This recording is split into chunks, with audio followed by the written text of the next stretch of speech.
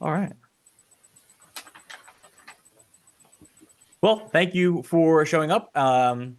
This is week one or webinar one of the year. We're going to do these every other week. I felt like once a week was a little much for everybody to commit to, and every other week will give you time to kind of digest the information.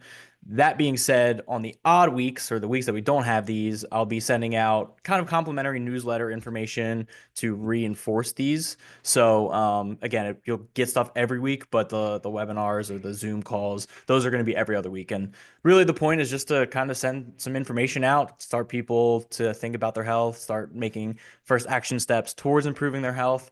And this one is a nice little kickoff, or what I think is a nice little kickoff on kind of doing that health reset in 3 simple steps, right? Beginning of the year, this is January at the time of the recording. So what can we do to kick off the new year right? We're the second weekend at this point where a lot of people's goals start to kind of flounder a little bit. So hoping to kind of reinvigorate things going forward and kind of give you a little bit better path and way to get things started.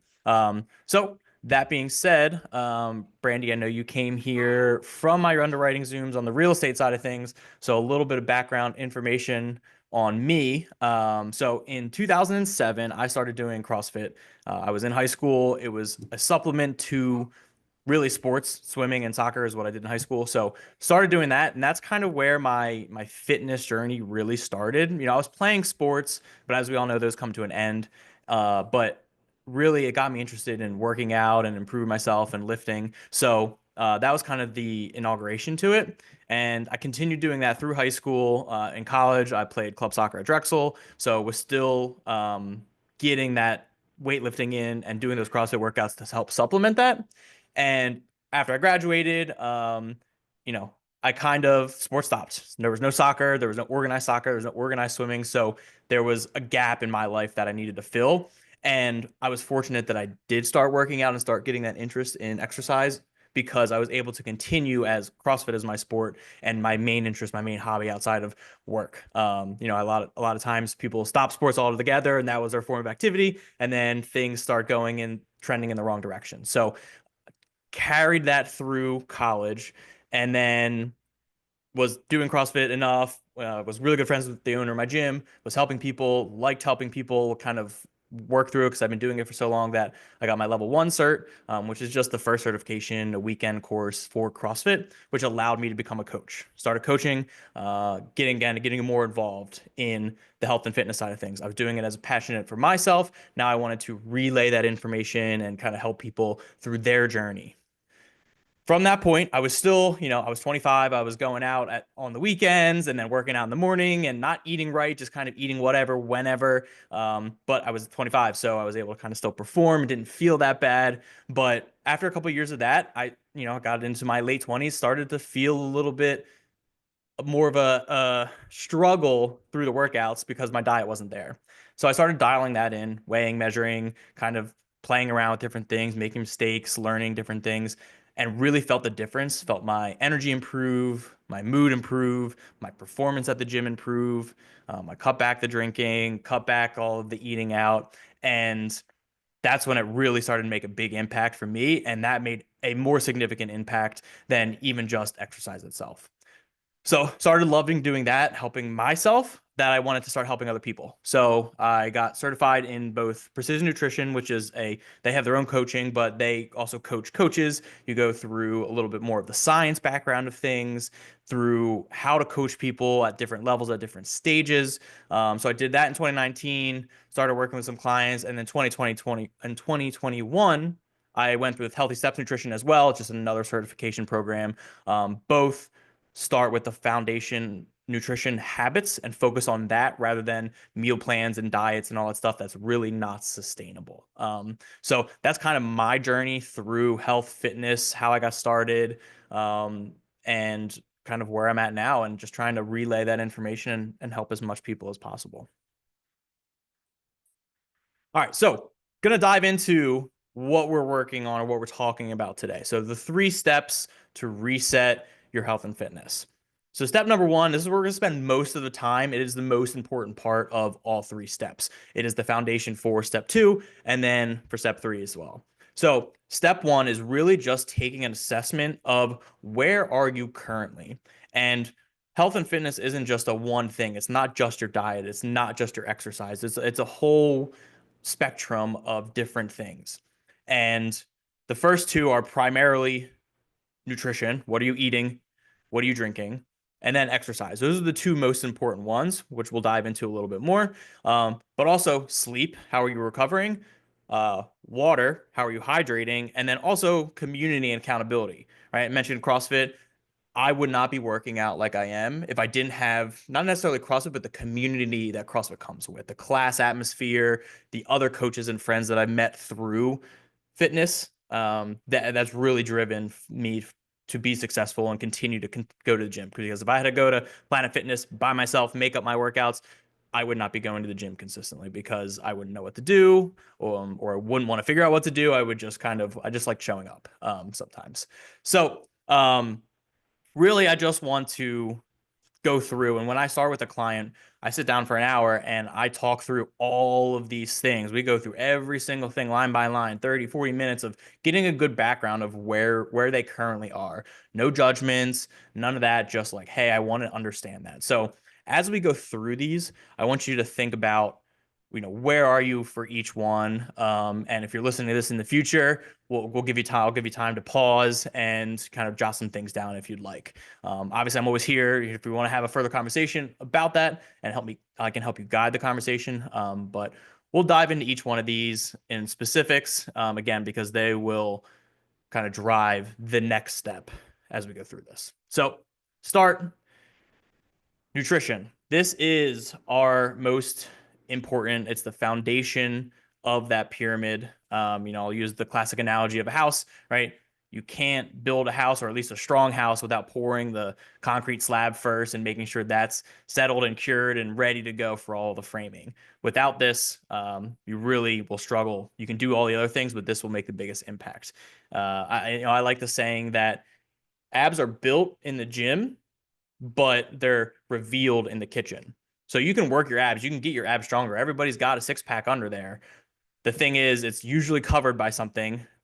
And the only way, or the main way, the easiest way, and the best way to reveal that is by changing your diet and trimming down some of that fat.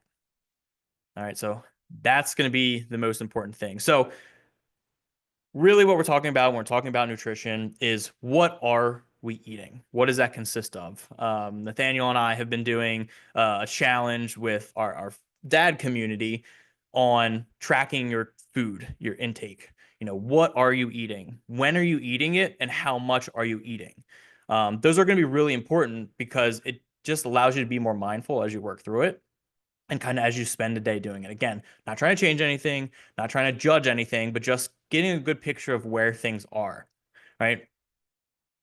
The two things that we look at when we're going to make those changes is what I have up here, right? We have like the plate method or hand portions. So this is an ideal situation where how much protein, like how much chicken, how much ground beef, ground turkey is on the plate, how many fruits and vegetables are on the plate, and then how many grains, how many carbs, like your sweet potatoes or your whole grain bread. What does that plate currently look like? Again, no judgment, but what am I eating? A lot of people are eating more carbs than protein than they should. And it's easier to eat more carbs. It's more calorie dense. It digests quicker than proteins. Proteins are more filling. But majority of people are not eating enough protein. So getting a better idea on where you're at with that will allow us to decide if that's the first step we want to start at. And we'll talk about that next. The other option as you go through it is this hand servings here, right? So everyone's proportioned. Their hand should be proportioned to their height, their weight, all that stuff.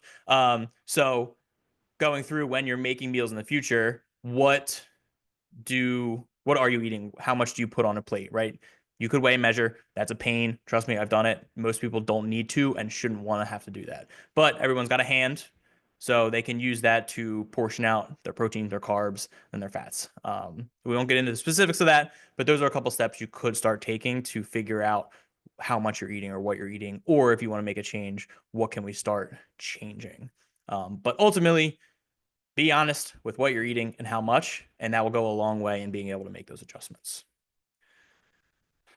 the next step, the next level in the pyramid is our exercise. So the activity level, right? We all know we should be active. We all know we should be going around and moving, right? Whether it's going to the gym, going for a run, even just going for a walk.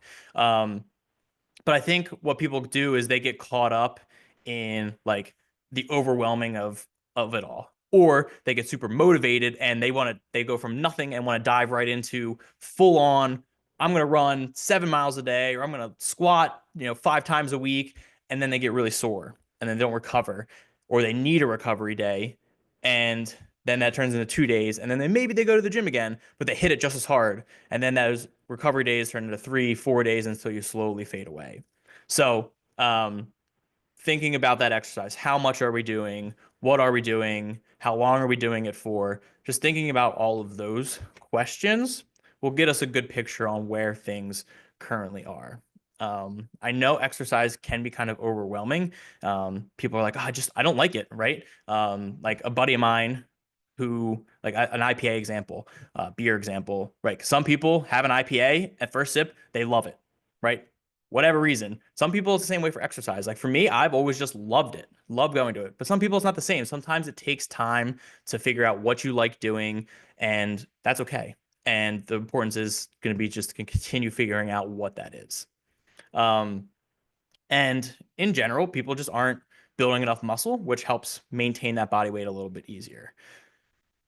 The thing I have up on here is kind of a continuum. So I like to look at it as, again, not going from 0 to 10, but where are you now? Everybody's starting at a different point. So how can I just turn that dial up 1 or 2 notches at most, right? So if we're starting at 0, maybe we want to dial it up to a 1 or a 2 where, hey, it's as simple as maybe I'm just parking on the furthest part of the parking lot and walking into my office. Maybe that's an extra 100 yards or 200 yards, and I do that's extra twice a day, right? Maybe that's the starting point. And I do that for a week or 2 weeks. And then I can dial that up one more. All right. Now, now I'm not only parking the furthest part of the parking lot away from my office, I'm not taking the elevator, I'm taking the stairs as well.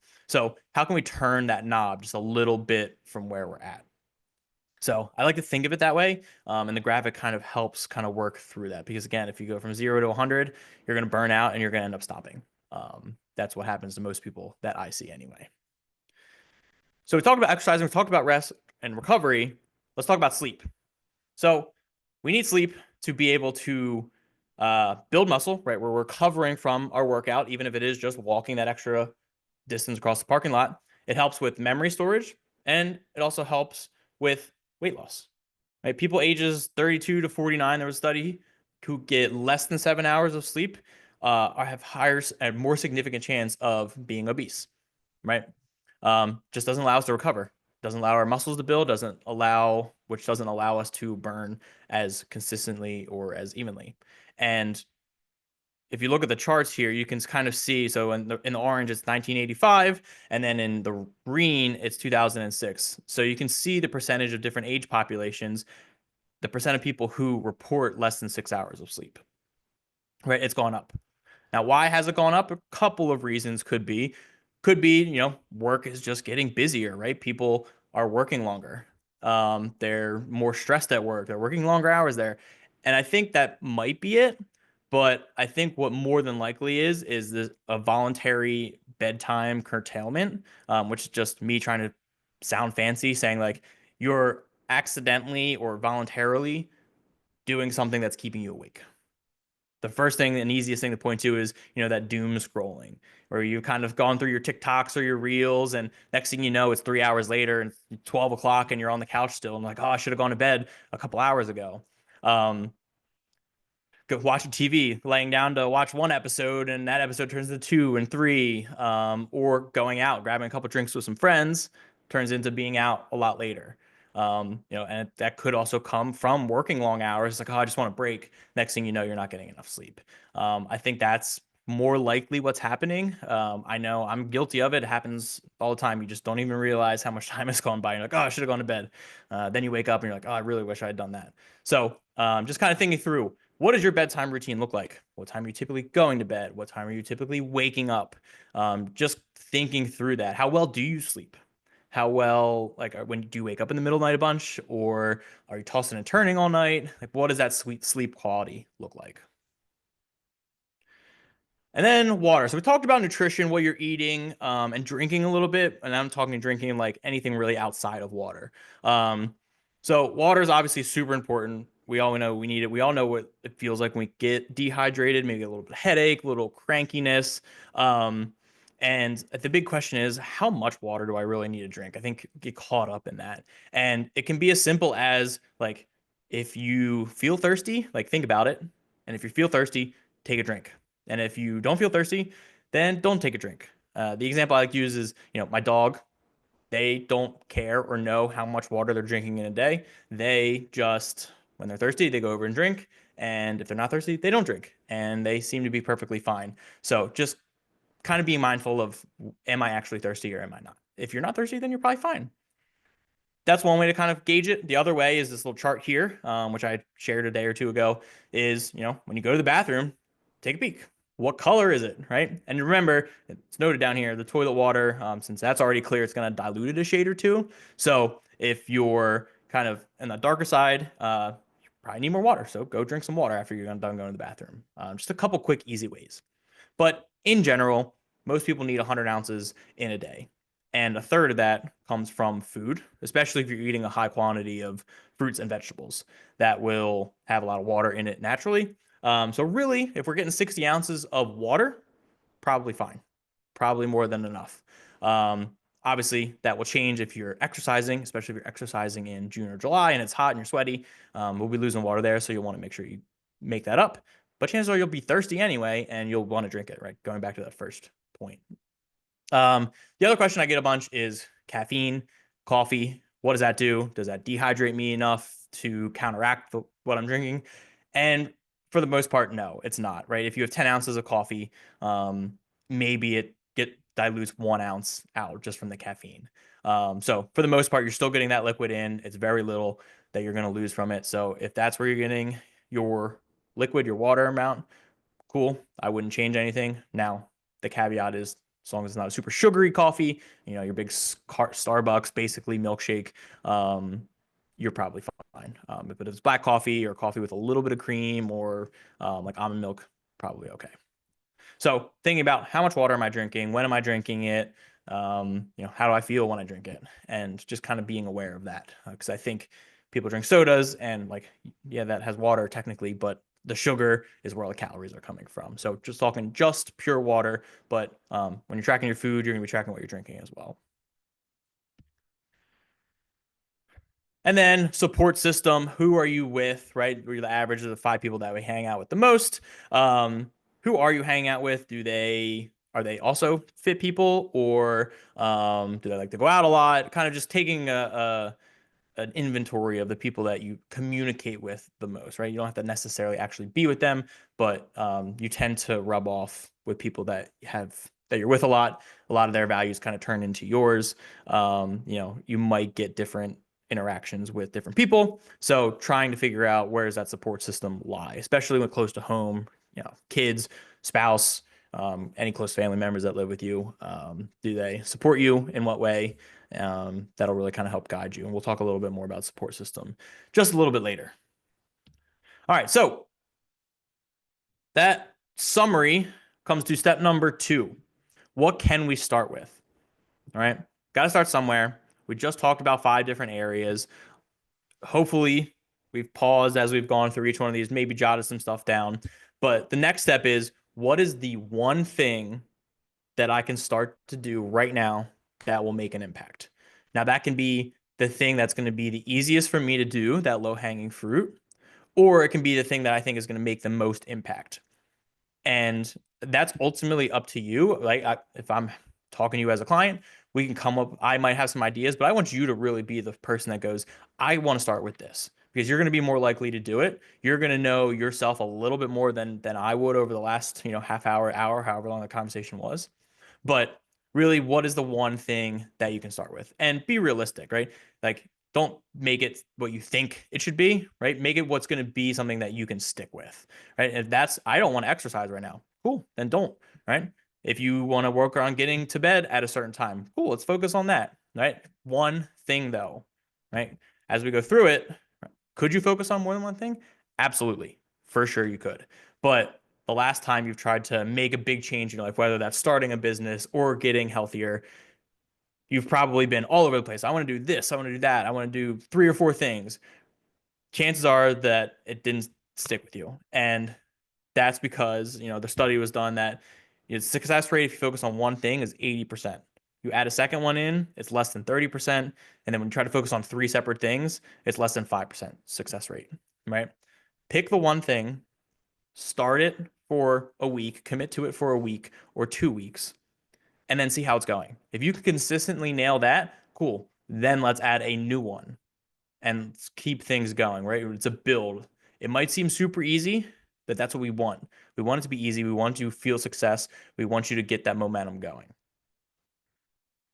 Now, when you pick that one thing, right, we got to do it consistently. We got to set up what are we doing? How often are we doing it? Then we have to do it consistency, right?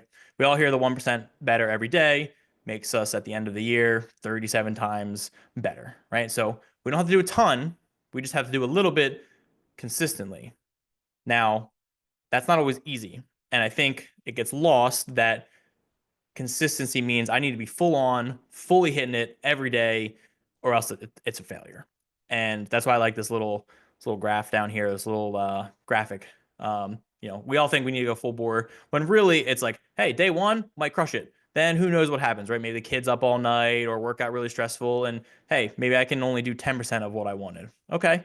The next day, all right, better day, back up to 80%. And then you're back and forth. It's just doing it and doing a portion of it consistently rather than feeling like you need to go full bore all the time. That creates that all or nothing mindset where it's like, oh, I missed a little bit of it. Now I can't do it at all. So I'm going to just give up. Right.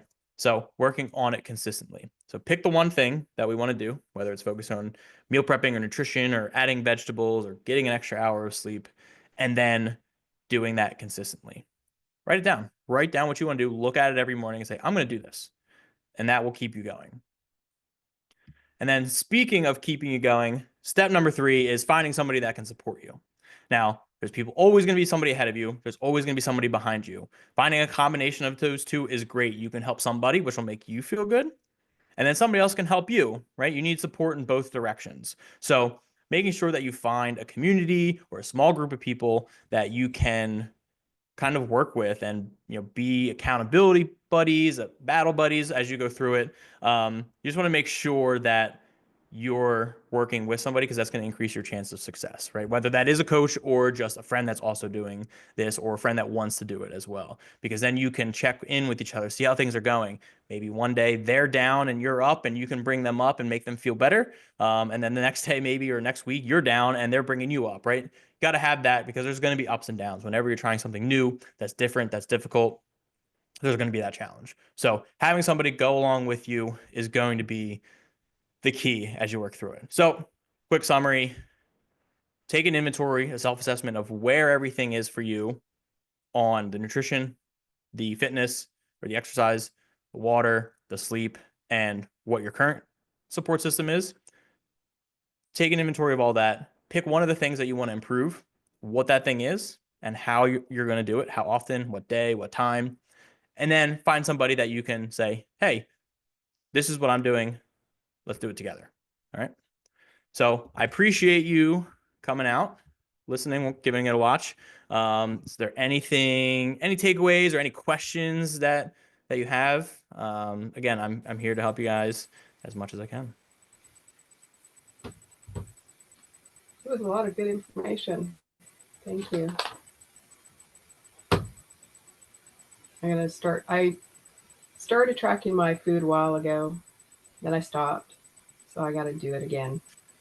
Yeah, and And also, yeah, if it's like, so are you tracking, like just jotting it down? Like I know people have different ways of doing it. Like there's MyFitnessPal, but pad of paper. I can even share with you what I've used, what we used for the challenge that we're doing, or it's just a Google sheet where it's like every time of the day by half hour, and it's just like, all right, I ate at 10 o'clock. I type that in real quick.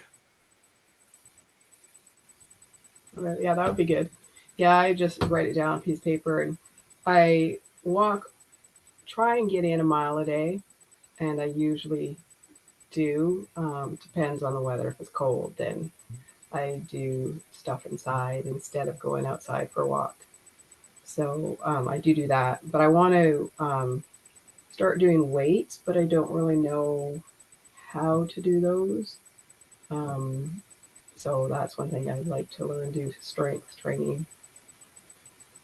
Yeah, that's super important, right? Because that's gonna build the muscles, which is really gonna help kind of maintain everything. That like your muscle, the more muscle you have, the more you burn just naturally. So it takes a little less effort to maintain when you have more muscle, for sure. So that's definitely something that's super important.